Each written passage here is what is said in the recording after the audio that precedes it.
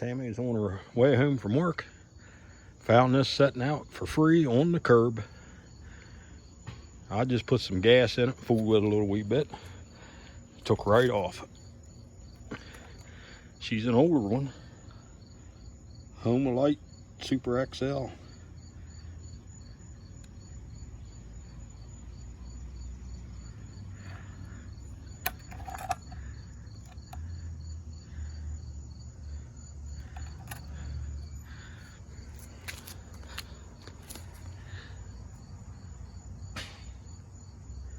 She's in nice shape.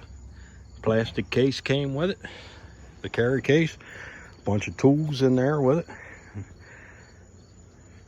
Could have put a couple chains in there for me. But yep, absolutely free.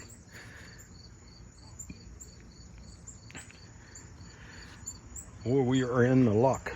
Well, the blessings.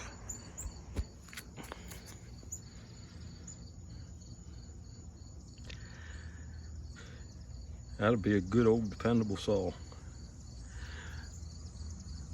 Alright, blessings to everybody that watches. If you like what you're seeing, sub up.